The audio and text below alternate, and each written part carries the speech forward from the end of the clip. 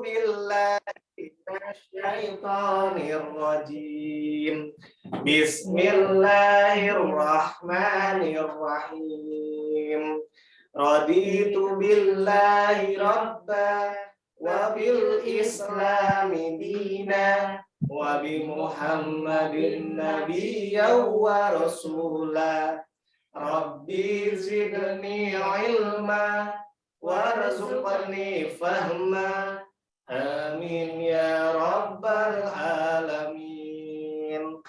Baik, saudara jangan lupa direkam. Sudah, baru saja. Baik, kita mulai. Arman akan share screen sebentar. Ayo share screen dulu. Silakan dilihat di layar HP anak-anak. Sudah muncul belum ya? Belum? Ditunggu. Ini ya.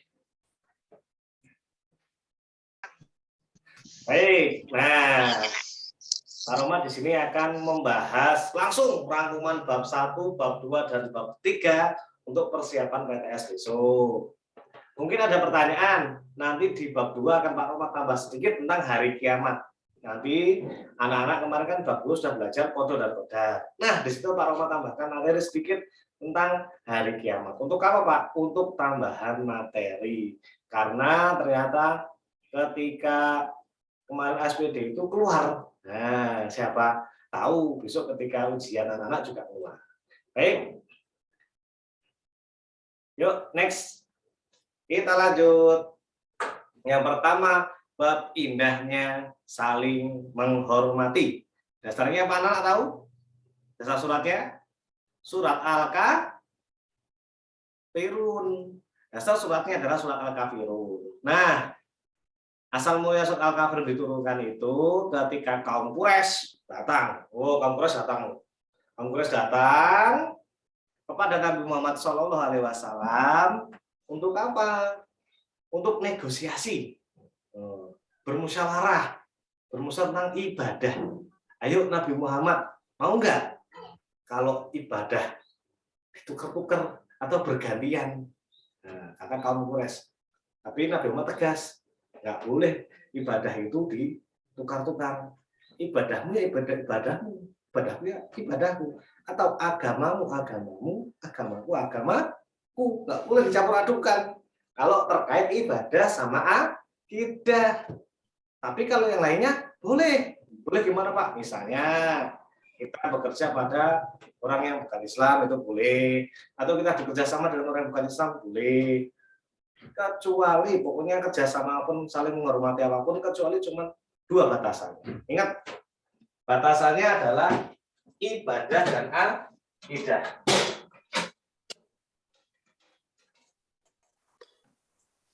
Kalau teman tulisan silakan ditulis batasan dalam toleransi.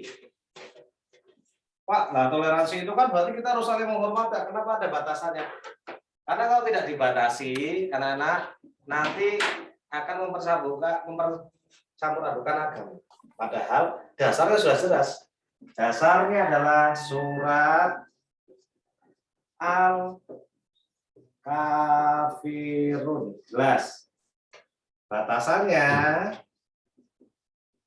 batasan dalam toleransi beragama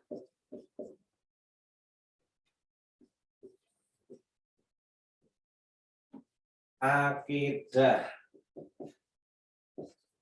dan ibadah. Lihat tulisannya? Enggak. Enggak.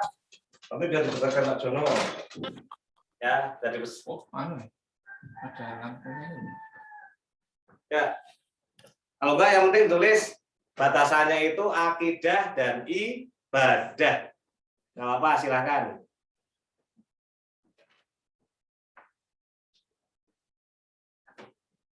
Batasannya akidah dan ibadah. Ya, silakan ditulis. Nah, batas toleransi. Kenapa Pak? Kok Pak Romat langsung ini saja Pak? Batasannya itu. Karena itu yang penting. Karena itu paling penting. Kalau kita misalnya ada contoh, Mas siapa ini? Nah, Mas Apik punya teman, si Fulan misalnya. Fulan itu agamanya, mohon maaf, bukan Islam. Nah, Mas Habib tiba-tiba, ini kalau nggak ada batasannya loh, kalau tidak dibatasi loh. Mas Habib mau sholat Jumat.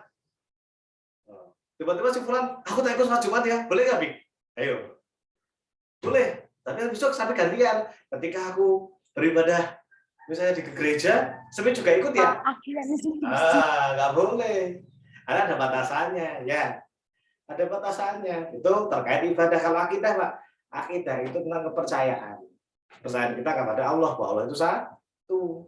Nah, coba, kalau agama lain, ada Tuhannya sampai 2, 3, dan sebagainya. Nah, kan nggak boleh campur adukan. Nanti kita berdebat, wah Tuhanku itu satu. Ah, enggak, Tuhanku itu banyak. Oh, enggak satu, wah banyak. Banyak kan mana? Ya banyak pasti menang, kan nggak bisa. Nah, itu nggak bisa dicampur adukan kalau masalah akidah, karena kepercayaan. Ya, ada juga yang nggak percaya Tuhan. Ada namanya ateis. Mereka tidak percaya Tuhan. Jadi mereka berpikir tiba-tiba dunia itu jadi. Wah, bayangin tiba-tiba jadi manusia, ada tumbuhan, ada hewan. Tiba-tiba semuanya tiba-tiba. Tiba-tiba ada. Ya tiba-tiba mobil jatuh dari langit. Wah, kan nggak mungkin. Nah, semua itu ada yang menciptakannya. Nah, itu nggak bisa dicampur adukan, nggak boleh. Toleransi itu nggak boleh. Ada dasarnya, ada batasannya. Nah, dalam surat Al-Kafirun, kemarin Pak Rama sudah mengirimkan tugas kepada anak untuk menghafalkan surat Al-Kafirun, dan alhamdulillah semuanya hafal. Wah, keren-keren ini anak-anak. Semuanya hafal. Nah, kemudian silakan buka slide-nya Pak Jono. Terima kasih Pak Jono. Surat Al-Kafirun itu diturunkan setelah surat Al-Ma'un. Wah, jadi Al-Ma'un dulu, baru surat Al-Kafirun. Surat Al-Kafirun jumlahnya ada berapa? Satu. Satu. Waduh. Satu surat berapa? 6. Berapa? Ayo jumlahnya berapa? Berapa ayat? 6, Satu surat Pak. ada berapa ayat? 6 ayat, Pak. 6 ayat. Alhamdulillah. 6. Kalau yang ini, artinya ini, lafadznya bunyi apa ya? Artinya agamamu untuk agamamu, agamaku untuk agamaku. Itu bunyi lafadznya yang mana? Wala antum a'budu nama ayat 6. Ayo, artinya itu agamamu untuk agamamu, agamaku untuk agamaku. Apa ayo? Ayat keberapa? Bunyinya bagaimana? Ayat ke-6. Ayat ke-6 betul. Bunyinya Ayat ke-6. Dinukum waliyat. Dinukum waliyat. Lakum dinukum waliyat. Ya. Itu adalah biasanya kalau ketika soal itu keluarnya itu di ayat ke-6. Kalau tidak, ya ayat ke-2. La a'budu ma ta'budun, itu biasanya. Aku tidak menyembah apa yang kamu sembah. Itu biasanya 2 ayat tersebut yang biasanya familiar yang keluar di soal-soal itu seperti itu. Kemudian kalau di dalam Al-Qur'an, surat Al-Kafirun itu menempati urutan yang ke 109, betul, 109. Dan jumlah surat di Al-Qur'an ada berapa? Ada yang tahu? 114. 114, mantap. Ini siapa ini? Boleh. Hobi. Salah kata lihat. 113. Wah, 113. Wah, salah. Bener tadi 114. Masa di korting 1 nggak boleh. Aku di masjid Bapak yang jumlah. 114 ya, terima kasih Mas Hanif. Sudah chatting 114 Pak, mantap. Karena kangen sama Al Hanif ini. Wah, biasanya dulu kita bertemu terus ya, Le ya. Baik, kalau ditanya asbabun nuzul apa? Asbabun tadi. Nah, datangnya surat. Bagaimana datangnya surat tadi? Suratnya tadi Pak masih ingat ketika kaum Quraisy bermusyawarah atau berdiskusi atau bernegosiasi dengan Nabi Muhammad tentang mencampur adukan ibadah dan akidah, itu nggak boleh pokoknya. Dan Nabi Muhammad tegas menolak. Ya, itu surat Al-Kafirun. Jadi hikmahnya dari surat Al-Kafirun adalah yang pertama, itu ada penegasan Nabi Muhammad SAW bahwa umat Islam itu hanya menyembah Allah sudah, tidak menyembah yang lainnya. Itu singkatnya. Kalau panjangnya di slide itu. Yang kedua, Allah menyuruh kepada Nabi Muhammad SAW untuk apa? Supaya umatnya tidak mencampur adukan ibadah. Bayangin campur adukan ibadah. Sehari ibadah di masjid, sehari di gereja, sehari di wisma, sehari di biara. Wah, Uya nggak mau jadi orang. Kan? Jadi nggak punya keyakinan, nggak boleh campur-campurkan. Jadi campur saja sudah. Pak, kalau punya teman agama Kristen dulu, Pak, boleh kan banyak, boleh. Boleh. Baru ketika Pak Rahmat kuliah itu, Pak Rahmat ada punya teman berapa yang agamanya non. Nah, dan mereka baik-baik dengan Pak Rahmat. Ketika Pak Rahmat ibadah, mereka mempersilahkan. Dan ketika mereka beribadah pun, Pak Rahmat mempersilahkan, silahkan. Tapi jangan pernah dicampur adukan. Atau dia halang-halangi. Aku tak sholat sih yuk, kok sih wahai, yuk madang sih, dolan sih yuk. Nggak boleh. Harus apa? Saling menghormatinya di situ. Ketika waktunya ibadah teman kita atau diri kita, ya kita mempersilahkan kepada mereka. Itu yang paling bagus. Atau malah mengingatkan, loh ini sudah waktunya zuhur, bentar lagi azan, kamu siap ya? Itu bagian. Atau kita yang misalnya kita ada agenda hari Minggu besok, ada agenda, ada bakti sosial. Ternyata teman kita suruh mengisi atau pas kebagian waktu ibadah jamnya, jam 10 sampai jam 11 misalnya. Wah, kita tahu itu beda mereka. Nah, kita kasih dispensasi, ya udah kamu berangkat pagi saja. Nanti ketika waktunya ibadah kamu silakan ibadah. Nah, itu caranya seperti itu. Itu saling toleransi. Ya. Dan yang paling hati-hati juga, hati-hati kenapa Pak? Toleransilah di dalam sesama agama Islam. Kok harus ditoleransi juga Pak di dalam agama Islam? Iya, mungkin anak-anak pernah bingung ya. Pernah bingung gimana? Kalau ketika sholat, Pak Rahmat cerita kemarin Pak Rahmat. Ini Pak masuk dulu tuh ada teman Pak Rahmat. Sholat itu Allahu Akbar. Itu dadanya di sebelah kiri. Tangannya ini sebelah kiri jantung. Nah, karena bingung. Terus ada yang di atas dada kayak gini. Ada juga yang di bawah perut. Ya gini. Pak Rahmat contohkan sebentar. Ada dari sini. Allahu Akbar. Pak Rahmat dulu masih kecil, masih iseng sering lihat. Alhamdulillah kayak gitu. Terus Allahu Akbar di dada kayak gini. Kok gitu terus ada Allahu Akbar kayak gini. Kok gitu ada Pak? Yang penting cara ini Allah. Itu jangan salah itu. Itu nggak ada tuntunannya. Ternyata anak-anak semua itu ada tuntunannya masing-masing. Walaupun memang ada yang yang sahih, yang tidak, atau yang masih diragukan. Nah, bagaimana Pak caranya mengerti dengan tidaknya? Belajar. Atau tontonlah atau lihat boleh video YouTube, video Ustadz siapa yang misalnya kira-kira anak sukai. Kalau Pak Jono sukanya itu Ustadz Basmalah. Terus siapa Jono yang lagi Pak Jono? Yang bagus-bagus kok. Ada Abdul Somad. Wah, dari banyak-banyak yang lainnya. Ya, silakan pilih yang Anda sukai dan juga cari dasarnya supaya tidak salah. Atau Pak ada loh Pak temanku Pak wudhu itu tangan langsung muka langsung tangan Pak, sah tidak? Ayo Pak Rahmat tanya nih sekarang, kalau wudhu nih ada teman kita wudhu muka tangan kepala kaki, sah tidak? Sah? Boten. Harus kumur-kumur dulu. Harus kumur-kumur. Harus ada niat. Harus ada niat. Ya kan niat kan dalam hati. Iya kan nggak tahu dia apa enggak. Niat itu ada dua loh, lisan sama diucapkan. Nah kalau yang lisan kan kita tahu, tapi yang nggak lisan kan kita nggak tahu. Nah, yang penting itu ketika wajibnya terpenuhi, biasa. Baru kalau cuci tangan, kumur-kumur, hidung, telinga, itu adalah sunnah. Selama wajibnya dipenuhi, itu maka sah hukumnya, secara hukum. Tapi alangkah baiknya sunnahnya juga diikuti. Nah, makanya kita harus banyak-banyak toleransi dalam agama, khususnya Islam, agama kita sendiri. Dengan sahabat kita mungkin ada. Misalnya anak sekarang, oh apa iya? Wah besok kalau keluar negeri, oh. Kalau negeri itu ada.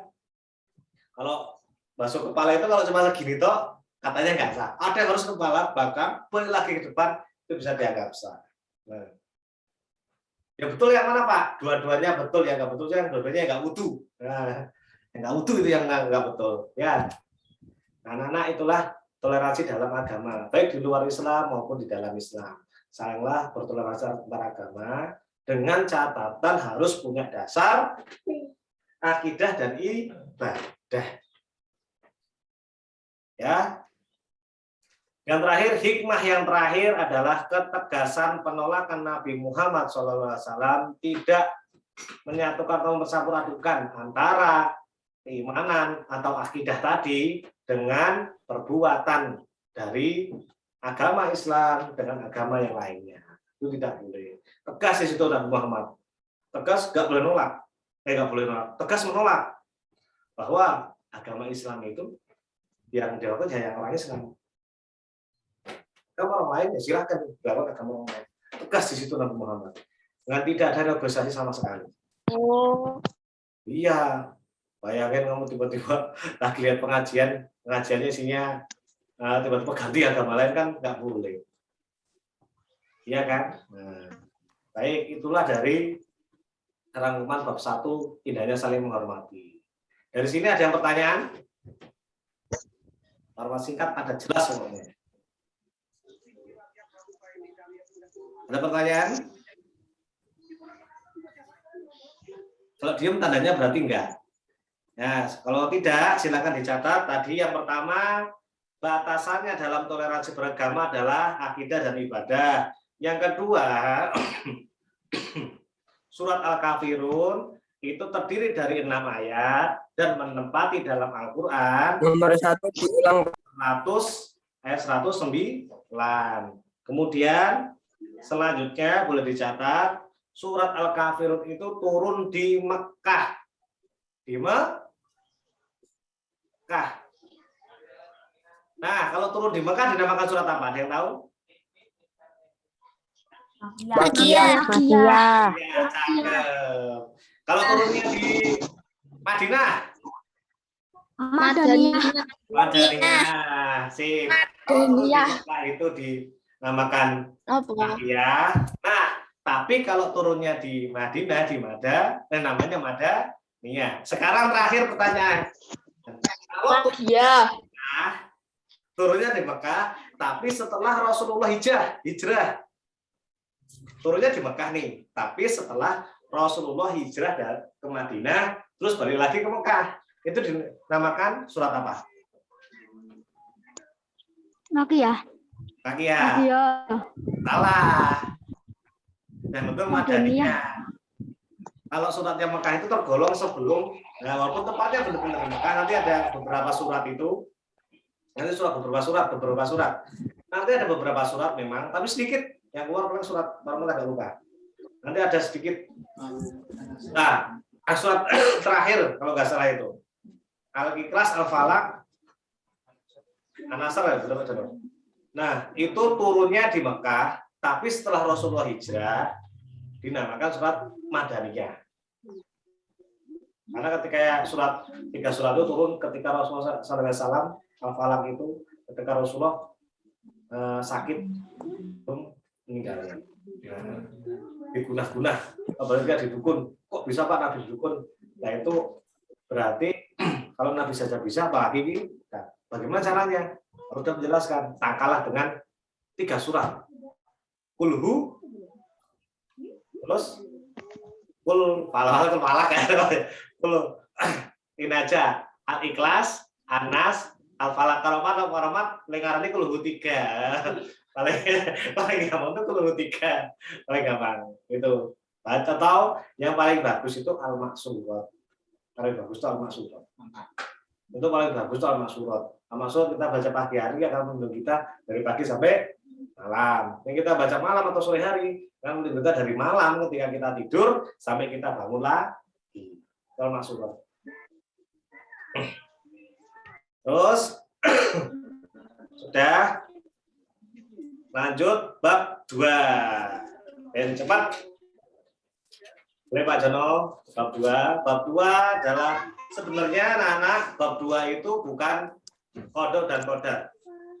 Bab 2 itu sebenarnya ketika bumi berputar. Tapi kenapa Pak Romat masukkan kodok dan kodar? Supaya anak-anak sudah punya bayangan. Juga Pak Romat tambahkan hari kiamat. Nah, intinya bab 2 itu tentang kodok dan kodar dan hari kiamat. Jadi Pak Romat cicil supaya bisa masuk semua. Nah, anak-anak, rukun iman kepada yang pertama sama hari kiamat. Itu anak-anak bingung. Romat kasih contoh supaya mudah. Rukun iman ada berapa? Rukun iman ada berapa? 6. Alhamdulillah. Yang pertama siapa? Iman kepada Allah. Iman kepada Allah. Betul. Yang pertama itu iman kepada Allah. Zat yang paling tinggi itu Allah. Nah, dari Allah turun ke iman yang kedua. Malaikat. Malaikat. Kamu tak perintah ya. Nah, yang kedua kepada malaikat. Yang ketiga iman kepada Kitab-kitab. kepada kitab. Allah menyuruh malaikat untuk mengirimkan kitab. Ke siapa? Iman keempat. Nabi dan Rasul. Iman keempat itu Nabi dan Rasul. Allah menyuruh malaikat mengirimkan kitab kepada siapa? Nabi dan Rasul. Nah, Rasul mengabarkan kabar baik dan kabar buruk. Bukan kabar buruk sih. Ya benar kabar buruk. Yang kabar bahagia, kabar baiknya bahwa manusia itu besok akan masuk surga semua. Ya, masuk surga semua. Dan kabar buruknya bahwa semua manusia itu akan mati. Yang dinamakan hari iman yang Kiamat. Iman yang kelima, hari kiamat. Berarti sudah selesai. Dan dalam hari kiamat itu ada yang namanya kodok dan kodar. Apa kodok dan kodar? Allah sudah menentukan hari kiamat, waktunya sudah Allah tentukan. Sudah Allah tentukan hari kiamat itu waktunya. Di mana? Di kodok dan kodar. Hormat ulangi ya, untuk anak mengingat. Allah mengutus malaikat atau menyuruh malaikat untuk mengirimkan kitab. Kitabnya diberikan kepada Nabi dan Rasul. Nabi dan Rasul memberi kabar buruk dan kabar gembira. Kabar gembiranya bahwa semua manusia itu akan masuk surga. Kabar buruknya bahwa hari kiamat itu pasti akan datang. Nah, dalam hari kiamat itu sudah tertulis di mana? Di kodok dan kodar. Iman ke satu Allah, kedua kitab, ketiga Rasul. Salah. Pertama Allah, kedua malaikat, ketiga kitab, keempat Nabi dan Rasul, kelima hari kiamat, keenam kodok dan kodar. Maka rukun iman yang keenam adalah kodok dan kodar. Dan sedangkan hari kiamat adalah rukun Islam yang kelima. Rukun Islam, rukun iman. Dan dasar dari kodok dan kodar adalah surat Ar-Ra'd ayat 11. 13 itu apa? 13-11. 13 itu urutan suratnya dalam Al-Quran, 11-nya ayatnya. Kodok artinya keputusan. Ingat, putusan. Kodok itu artinya putusan. Jadi Allah sudah memutuskan itu. Dan memutuskan bahwa tentang suatu hal sejak zaman azali. Sebelum kita lahir, sebelum adanya sudah diputuskan kapan hari kiamatnya, kapan kita meninggal, kapan kita lahir, kapan misalnya kita lahir, laki-laki atau perempuan, kan nggak bisa pesen. Besok ketika baru lahir, ya Allah, aku besok dinamai Rahmat aja ya. Terus aku tak pesen namaku lah jenis kelaminku laki-laki aja. Nggak bisa. Nggak bisa. Itu sudah Allah tulis. Di kitab Lauhul Mahfuz sudah Allah tulis. Nah, sudah kita lahir breng, kita harus terima. Ya Allah, aku kulitnya hitam ya Allah ya. Kulitku hitam, harus takdir. Wis kodok kulit hitam, tak putihkan bisa ya Allah, tak operasi. Bisa, tapi kamu mengingkari kulit, nggak boleh. Kalau kamu mau perawatan biar agak putih boleh. Tapi kalau mau berputih, orang oleh kulit ireng berputih. Atau dicat, atau kalau yang misalnya di lampu merah tuh tahu manusia silver, wah kulitnya perak warnanya, wah yang kayak patung kayak gini. Ya, balios dong. Nggak boleh. Nah, itu adalah kodok. Terus contoh-contohnya, ya datang tepat waktu di sekolah, belajar dengan giat, terus apa namanya berikhtiar, itu kodok. Pokoknya ya kita mau nggak mau tuh harus berusaha semaksimal mungkin supaya apa? Supaya takdir kita itu minimal sesuai jalan. Minimal sesuai jalan. Nah kita di bangku pintar ya tadi pintar. Nah, ini kita bodoh tiba-tiba terima bodoh aja Pak ya enggak. Belajar semaksimal mungkin. Terus ada perbedaan bodoh sama pintar. Kalau orang bodoh dia mau tekun belajar, itu pasti akan membuahkan hasilnya nanti jadi pintar. Tapi orang pintar, karena dia pintar, biasa-biasa aja, ya sudah, pintarannya kan berhenti sampai situ. Dan akan tertinggal sama orang yang tekun belajar. Banyak orang yang tekun belajar itu yang luar biasa. Bukan dari awalnya orang pintar, tapi orangnya apa? Tekun belajar. Karena mau nggak mau ketika dia belajar, ilmunya tambah. Belajar lagi, ilmunya tambah. Belajar lagi, ilmu tambah. Pak, lah kira mudeng-mudeng terus belajar suwe Pak. Mungkin itu salah belajarnya. Belajar baca buku sama nonton TV salah. Belajar sama main HP juga salah. Gimana Pak ya belajar itu fokus mau nggak mau. Sama yang tadi ilmu itu diikat dengan tulisan. Pak Roma itu diajar sama dosennya Pak Roma dulu. Satu buku tulis itu sampai suruh nulis bolak-balik harus penuh baru pindah ke berikutnya. Pertama tuh ngirit, kedua ben tulisannya oke, ben ilmu yang terikat itu banyak kata dosennya Pak Romat itu. Kemarin tuh waduh, dari satu buku itu ya, wah tulisannya oke banget. Baik, itu kode. Sekarang kodar. Kalau kita tunggu dulu. Kita tunggu slide-nya. Kodok tadi artinya keputusan Allah tentang suatu hal yang terjadi atau yang sudah terjadi sejak zaman azali atau sebelum adanya zaman ini. Kalau kodar, apa yo? Ada yang tahu? Ya, nggak bisa. Tentuannya bisa Ketentuan diubah. atau ukuran menurut istilah Oh iya, dari situ ya? Oh iya. Kodar artinya ketentuan atau ukuran. dan ketetapan Allah yang telah terjadi terhadap semua makhluknya. Betul. Nah, di kodar itu ada dua anak-anak. Di situ ada dua takdir di kodar itu. Takdir apa ya Pak? Takdir mu'alak dan takdir mubram. Ada di situ. Takdir mu'alak dan takdir mubram. Kalau takdir mubram itu takdir yang sudah tidak bisa diganggu gugat oleh manusia atau tidak bisa dirubah. Itu takdir mubram. Kalau takdir mu'alak itu masih bisa dirubah. Contoh, Pak Rahmat tadinya nggak pintar atau bodoh, jadi pintar karena rajin belajar. Pak Rahmat jadinya jadi orang miskin, nggak punya apa-apa. Sampai baju aja ya cuma satu setel, nggak punya lagi. Makan aja susah. Atau mau makan aja lauknya cuma garam. Dulu Pak Rahmat pas itu ingat, Pak, aku senangnya makan apa kalau nggak ada nasi, nggak ada lauk, senangnya nasi sama garam ya Pak. Enak katanya. Wah, alhamdulillah, ya Allah luar biasa. Sudah mengalami hal tersebut. Nah, tapi ketika kita mau berusaha, Pak Rahmat akan jadi sukses, jadi kaya misalnya. Itu hasil dari kerja keras kita dan satu lagi jangan lupa dari Allah. kerja keras itu harus berdoa.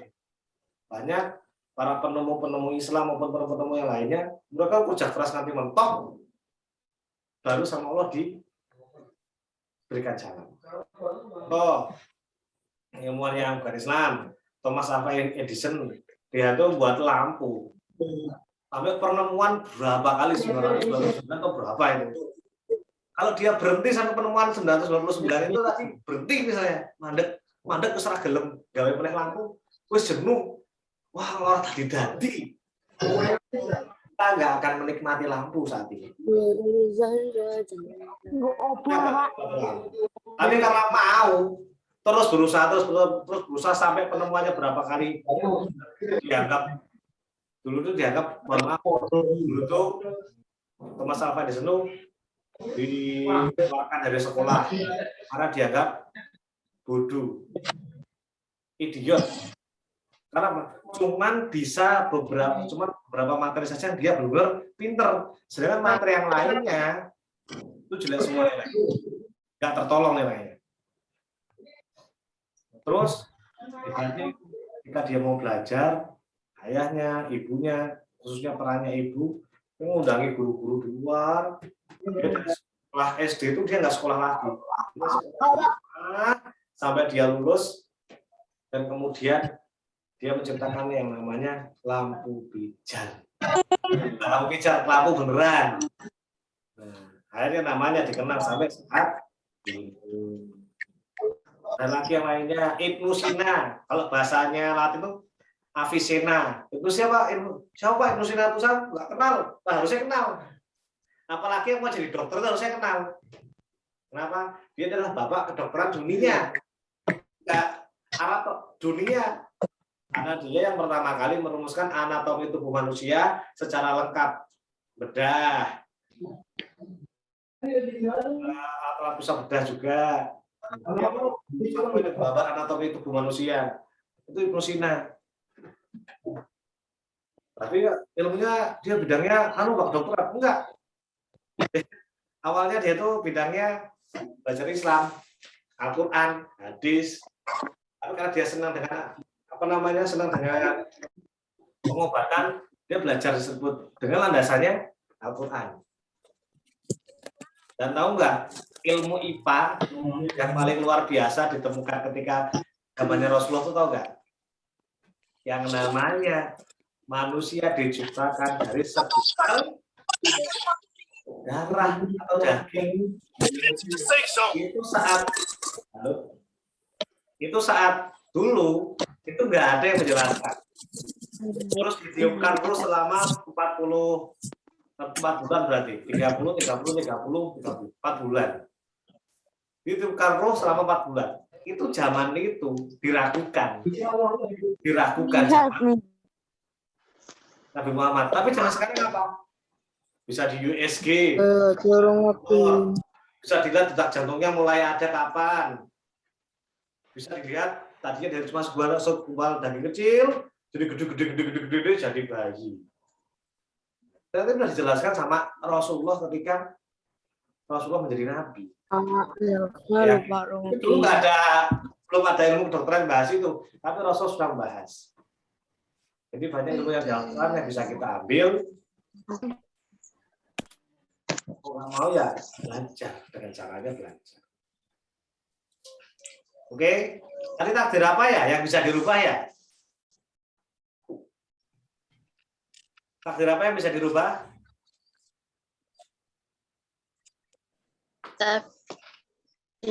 Takdirku malak. Takdir malak. Takdir malak. Bisa dirubah. Takdir mubram. Kalau tadi yang artinya keputusan, arti dari Kode. Dari ukuran ketentuan. Kodar. Betul. Kalau rukun iman kepada kodar itu rukun iman yang ke 6. Barakallah. Sip. Ada pertanyaan di sini? Boten. Boten. Boten, alhamdulillah. Tadi cepat.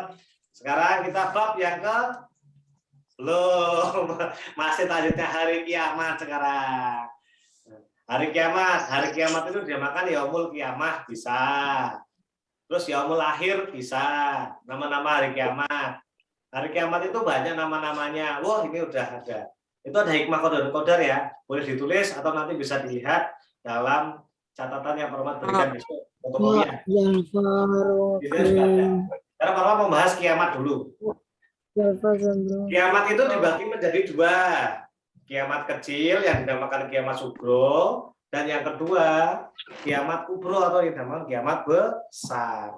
Kiamat sugro atau kiamat kecil itu contohnya kematian seseorang, kemudian bencana alam, terus apalagi banyak beberapa tulis sakit, kecelakaan misalnya. Itu kiamat, tapi bukan kiamat besar, itu kiamat kecil atau yang dinamakan sugro.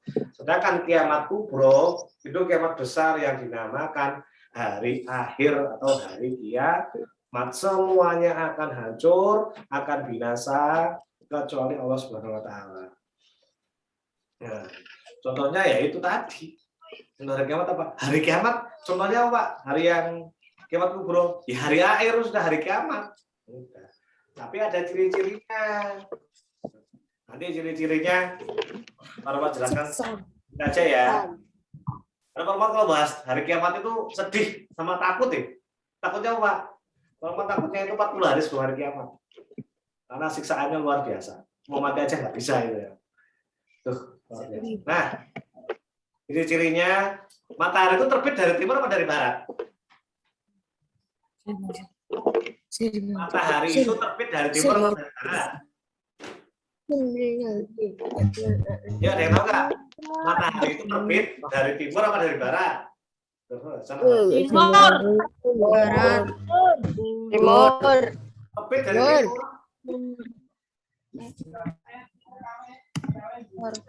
Benar? Benar. Nah, terbenam berarti di barat. Nah, kalau hari kiamat itu pokoknya sebaliknya. Kalau tanda-tanda hari kiamat itu sebaliknya. Terbitnya matahari dari mana? Berarti sebaliknya. Kalau dia dari timur, berarti besok terbitnya dari barat. Kita ke hari kiamat. Banyak lagi. Terus, maksiat merajalela, ilmu agama semakin berkurang atau tidak wah, udah banyak disepelekan, banyak. Kalau baca di YouTube ada sungai Danau Tiberias mengering, keluarnya Yakut.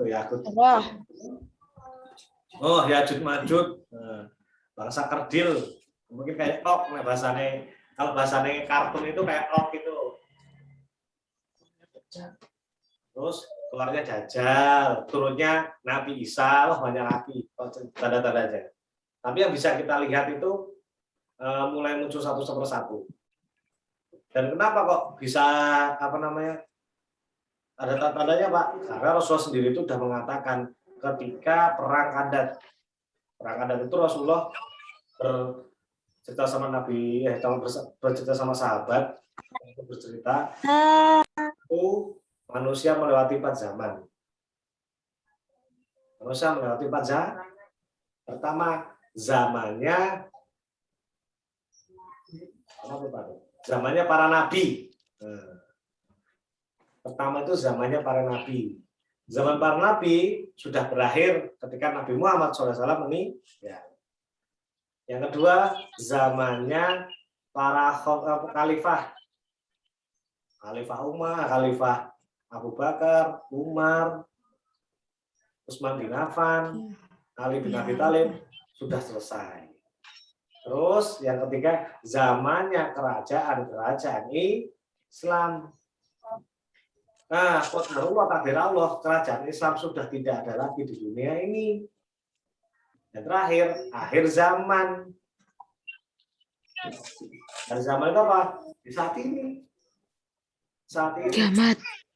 Betul. Berarti kita itu hidup di mana? Kita hidup di akhir zaman. Yang entah kapan kita itu hari kiamat. Hari akhir. Kalau kata aja Pak Jono, panik gak? Panik gak? Panik gak? Oh enggak. Panik ya? Enggak. Itu kebanyakan Langsung enggak. Mobile Legends itu. Pak Jono jangan-jangan main Mobile Legends ini Pak Jono nih. Oh enggak boleh langsung. Baik, hari kiamat itu tentang hari kiamat. Terus hikmahnya kita mempercayai hari kiamat atau hari akhir. Jelas meningkatkan iman dan takwa. Kedua, meningkatkan semangat.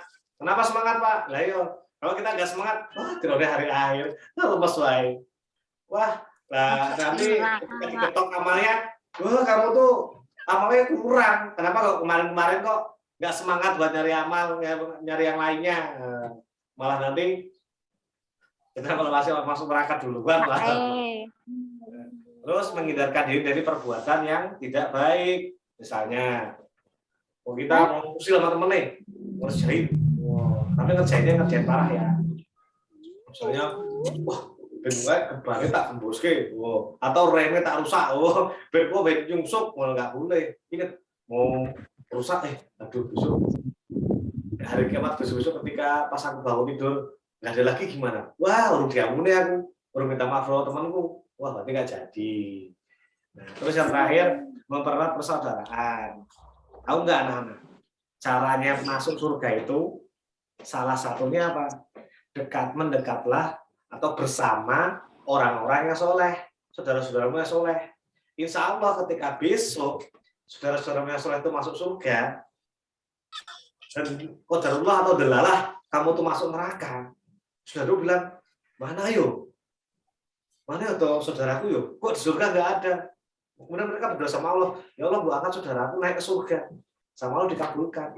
Makanya dekatlah kamu dengan saudara-saudara yang soleh. Pak, lah kalau yang anu Pak, ada saudara yang nggak soleh, ya didekati untuk dinasihati. Jadi Allah itu sudah memberikan kunci surga, tapi nggak ngasih kunci neraka. Berarti kita tuh seharusnya nggak masuk neraka. Allah tuh ngasih apa? Allah tuh ngasihnya kunci surga. Nggak pernah Allah tuh ngasih kunci neraka. Ini loh, kunci neraka. Enggak. Allah tuh ngasih apa? Kunci surga. Salah satunya berdekatlah atau bersamalah dengan orang-orang solih. Enak itu. Bapak, aku belum solih nih. Ya insya Allah nanti dekat dengan orang solih. Minimal kamu jadi dua sama orang solih. Neraka ada kunci Pak. Ya. Ya lanjut Pak Jono. Dan Pak, Delva sambil main game. nah ini nama-nama dan hari kiamat. Kemarin keluar nggak ya Pak Rahmat, lupa. Kalau SPD tahun 2019 itu keluar ini. Kalau yang SPD, bukan SPD, ini ujian yang tahun 2019 ini tuh keluar. Kalau yang kemarin keluar tuh ya sedikit. Ada kayaknya Pak juga. Satu soal sepertinya. Nama-nama lain hari kiamat. Nah, anak-anak,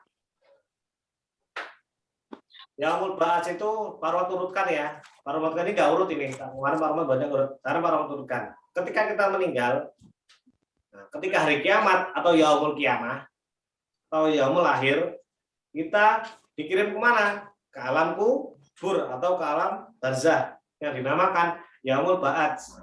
Kemudian kita dihidupkan kembali.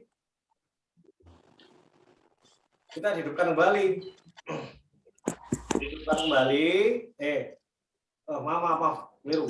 Ketika kita hari kiamat, kita meninggal semua, dinamakan Yaumul Akhir atau Yaumul Kiamah. Kemudian kita dikirim ke alam kubur, dinamakan Yaumul Barzah. Setelah di alam kubur, kita dibangkitkan kembali, dinamakan Yaumul Ba'ats, dibangkitkan dari alam kubur. Kemudian kita dikumpulkan di padang mahsyar. Luas, semua manusia dikumpulkan di situ saja. Nah, dinamakan Yaumul Mahsyar. Kemudian kita ditimbang atau dihitung dulu amalnya. Yaumul Hisab, kita dihitung amalnya, kemudian kita ditimbang amalnya mana yang lebih berat, yaitu Yaumul Mizan. Kemudian setelah ditimbang, diukur mana lebih banyak, Terus kita masuk ke yaumul jaza. Yaumul jaza itu hari pembalasan amal perbuatan kita. Yang mana amal baik maka akan masuk surga, amal buruk maka akan masuk neraka. Pak, amalku buruk tapi berdekat orang soleh, gimana Pak? Masuk surga? Enak tahu? Pak, amalku lebih buruk Pak, tapi aku dekat-dekat orang-orang soleh Pak. Dan orang soleh itu dekat dengan saya Pak. Kalau saya nggak ada itu dicari-cari Pak. Insya Allah masuk surga. Aku di surganya dekat-dekat orang soleh. Karena lu udah ngasih di surga itu salah satunya tadi itu. Itulah, silakan boleh dicatat. Yang tidak ada besok di catatan itu yaumul mahsyar. Paramat ketik, berta ketik tadi pagi tambahannya yaumul mahsyar. Itu yaitu hari dikumpulkan di padang mahsyar. Boleh dicatat. Selanjutnya yaitu tentang nama-nama Allah Subhanahu wa taala. Kita akan belajar nama-nama Allah 4. Apa aja? As-Somad, Al-Muqtadir, Al-Muqaddim, dan Al-Baqi. Bapak ulangi, kita akan belajar tentang As-Somad, kemudian Al-Muqtadir, Al-Muqaddim, dan Al-Baqi. As-Somad artinya yang maha dibutuhkan, tertuang di dalam surat Al-Ikhlas ayat pertama. Qul huwallahu ahad. Ayat kedua ayat pertama. Allahus somad. Nah, somad. Lam yalid wa lam yulad wa lam yakul lahu kufuwan ahad. Ayat yang kedua. Al-Ikhlas ayat 2. Terus Al-Muqtadir artinya maha kuasa atau menentukan. Nah, artinya Allah tuh menentukan semuanya. Contoh, gunung kok berdiri tegak. Kenapa gunung itu enggak miring? Enggak. Kenapa gunung itu berdiri tegak? Kemudian kenapa sungai-sungai itu panjang enggak berliku? Kenapa sungai itu enggak lurus saja, Pak? Kalau lurus saja kan gampang, Pak. Bagi apa jenenge? Bagi dalan atau bagi yang lainnya. Kenapa kok enggak belok rono? Itu terserah Allah kalau yang menentukan. Terus Allah punya sifat Al-Muqaddim yang mendahulukan kakak kamu dulu, baru kamu. Nah, itu bisa kelahiran, mendahulukan kelahiran, atau mendahulukan kalau yang lainnya itu dibuat. Allah ciptakan pohon dulu, kemudian pohon jadikan kayu, dari kayu jadikan meja. Nggak mungkin dari meja dulu baru jadi kayu, terus pohon, kan nggak bisa.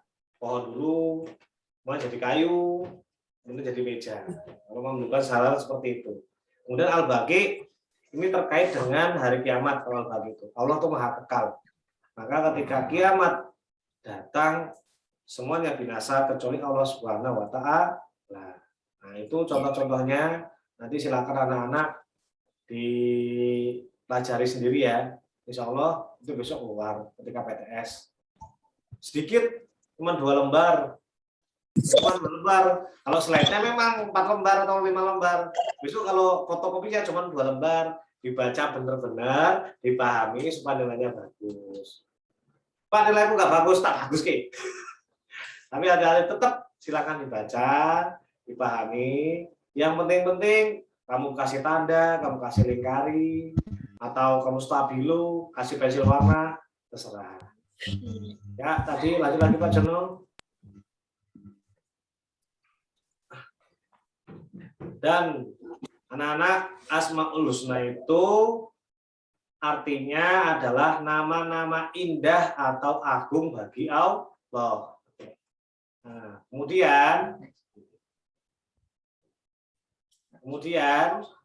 Asmaul Husna itu jumlahnya ada berapa? 99. 99. Oh, pokoknya Asmaul Husna itu mudah, gampang. Yang penting kamu tahu artinya. Nek kamu tahu artinya, garapnya gampang. Nek kamu nggak tahu artinya, wassalam. Udah. Ini Asmaul Husna mau nggak mau harus tahu artinya. Kalau nggak tahu artinya, garapnya susah. Karena biasanya soal di Asmaul Husna kemarin keluar 2 soal. Itu tentang suatu contoh perilaku dikaitkan dengan Asmaul Husna tadi. Bisa 4 ini atau bisa yang lainnya. Banyak kamu pelajari dari kelas 1 sampai kelas 6. Kemudian di SPD itu keluar 2 soal. Silahkan, ini udah muncul toh soal di HP anak-anak atau laptop anak-anak. Silahkan dikerjakan. Pak Romat kasih waktu 5 menit. Nggak usah banyak-banyak, 5 menit. Nanti kalau sudah jawabannya, Pak. Jawabannya. Kalau sudah nanti dikirim ke HP-nya Pak Rohmat. Nanti ada 5. Ini baru ada 5. 6. Jawabannya langsung kok. Ini jawabannya saja. Jawabannya saja. Ya, ya.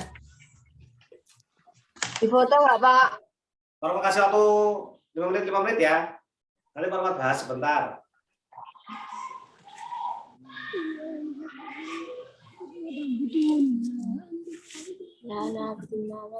Silakan. Soal pertama dalam Al-Quran surat Al-Kafirun menempati urutan yang jangan dijawab.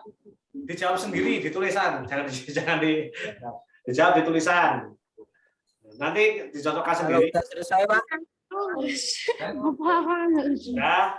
Terus dalam surat Al-Kafirun ayat itu maksudnya ayat di samping menempati urutan yang wala ana abidum ma abattum.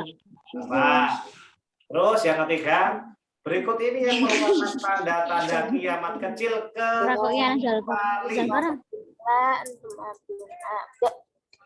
kecuali. Sudah? Next ya. Oke, Bentar, Pak, belum. Oh, belum ya, bentar. Belum ada. Belum, Pak. Tunggu dulu. Dah, ayo. Pelan-pelan, Pak. Oke. Oh, Mas Habib kelihatannya udah nih. Mas Habib udah, Mas Habib?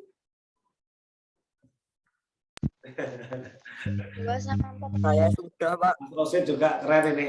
Setiap ya, Pak. pakai peci ini. Mas Jian juga Sudah ya. ya. Oh, sing rongga tak kira iso. Nah, ayo soal nomor 4, 5, dan 6. Yang tadi belum, Pak. Setelah Yang tadi belum, Pak. dibangkitkan Pak, yang tadi belum, Pak. Yang tadi belum. Pak, yang tadi belum. Yang tadi belum selesai, Pak. Belum selesai. Yang tadi Bentar, Pak. Bentar, Pak. Oke, enggak kira iso. Sing rongga tak kira iso.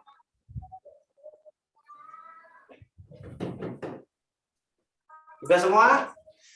Dah. Ya, Nah, Sip, sudah, alhamdulillah. Apa? Finish ya. share. Yuk, nah, silakan dikerjakan. pada hari setelah Tadi.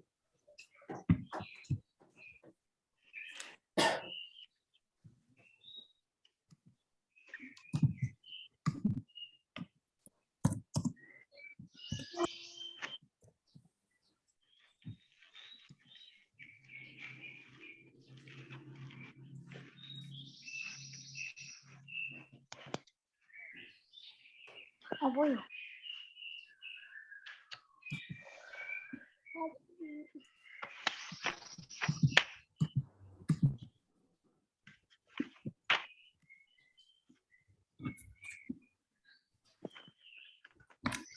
Nah, baik, kalau sudah Pak Romat kasih tahu jawaban dari nomor 1. Dah. Yuk, nomor 1 jawabannya. udah. Nanti yang kirim ke Pak Romat cukup jawaban betulnya saja. Ya, Pak Romat ulangi, kirim ke Pak Romat, ditulis jawaban betulnya saja. Oke? Jelas ya? Dikirim jawaban betulnya saja. Oh iya, dikasih bintang. Wah, tiru berdua. Nomor 6 belum, aku. Pak. Oh, yang Yang 6. terakhir. Ya, sudah. Nanti ngirimnya dikasih bintang. Misalnya, Mulyadi bintang. Betul semua. Ya, terus Lestari, saya Bintang, betul semua atau betul 4, nah, gitu ya. Soalnya kan cuma nembak.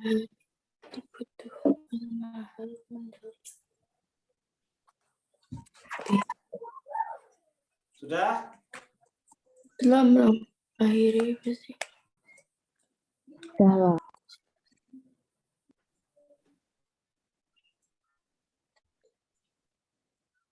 Mbak Perli langsung ngirim. Satu Mbak Perli belum tak jawab. Betul semua belum? Wah. Mbak Perli langsung ngirim nomor. Belum dicocokkan. Wah, semangat sekali ini Mbak Perli. Sip. Parma tuh selalu luar biasa kaget ketika dia pagi-pagi itu Mbak Antiko, Mas Hafiz, Mbak Berlin itu pagi-pagi sudah ngirim tugasnya. Wah, luar biasa. Sip. Nomor 1. Surat Al-Kafirun menempati urutan yang ke 109. Jawabannya C. C. Benar. C. C. Benar. Baik. Benar. Kemudian nomor 2. Dalam surat Al-Kafirun ayat di samping menempati urutan yang ke Al-Kafirun. 4. Budu mata. 4. Ya. 4. Keempat. Benar. Benar. Yang C. C lagi. Terus yang ketiga. Berikut yang merupakan tanda-tanda kiamat kecil kecuali. Yang kecuali loh, berarti tanda kiamat besar berarti. Hah? D. Betul. D. Matahari terbit dari barat dan terbenam ke timur. Betul yang D. D. Matahari terbit dari barat, terbenam ke timur. Lanjut soal berikutnya. Pada hari kiamat, setelah manusia dibangkitkan dari alam kubur, Allah mengumpulkan manusia pada padang mahsyar. Kejadian manusia dikumpulkan di padang mahsyar disebut Yaumul Mahsyar. Yang D ya. D cakep. Kemudian arti Asmaul Husna Al-Muqtadir. Kuasa atau menentukan. Kuasa atau menentukan. Allah Maha Kuasa atau Maha menentukan. Cakep. Yang B. Yang terakhir, hari kiamat pasti akan datang dan semua makhluk hidup akan binasa, tetapi hanya Allah yang kekal dan abadi selamanya. Maka Al-Baqi, betul yang D. Al-Baqi. Baik, kalau untuk anak semua yang betul semua, yang belum betul semua nggak apa-apa, pasti besok betul semua. Yang masih salah nggak apa-apa, belajar lagi, silakan disimak lagi video berikut atau nanti dibaca fotokopi yang Pak Romat berikan. Jangan lupa selalu berusaha, berikhtiar dan berdoa semoga PTS atau ujian-ujian selanjutnya mendapatkan nilai yang memuaskan. Insya Allah Bapak Guru di sini, khususnya di kelas 6, akan membantu anak-anak semaksimal mungkin. Ada yang bingung, mau bertanya, silahkan japri. Insya Allah Bapak Ibu Guru selalu welcome atau menerima dengan senang hati kalau anak-anak itu bingung. Kalau diam saja, berarti sudah dianggap bisa. Hati-hati loh. Diam antara ngerti dan nggak ngerti, tapi guru ngerti nih. Ketika anak-anak diam itu berarti anak sudah bisa. Baik, kita baca hamdalah bersama-sama. Alhamdulillahirabbil alamin. Warahmatullahi, kemudian kita berdoa. Wassalamualaikum warahmatullahi wabarakatuh.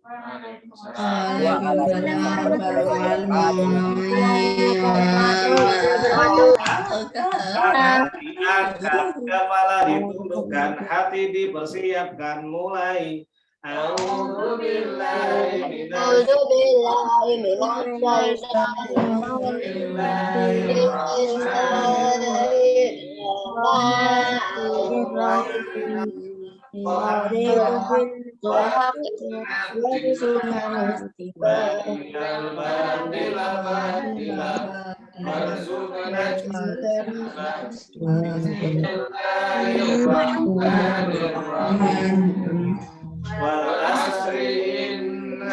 Innal insana bi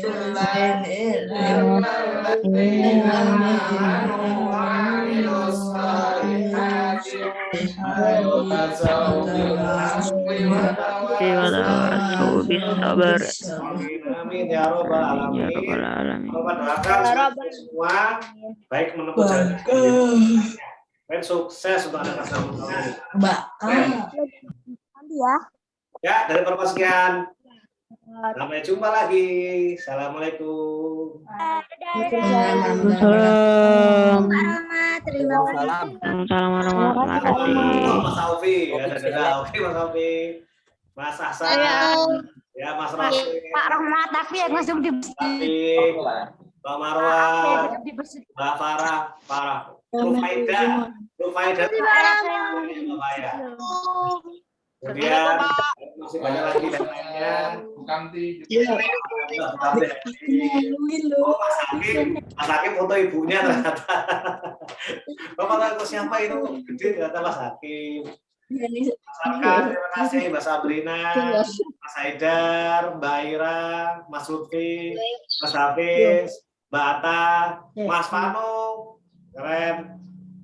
Mas Mbak Raras, terima kasih Mbak Raras. Mas Anlapaku, salam buat adik-adiknya Anlapaku 2 dan Anlapaku 3. Ya, terima kasih. Mbak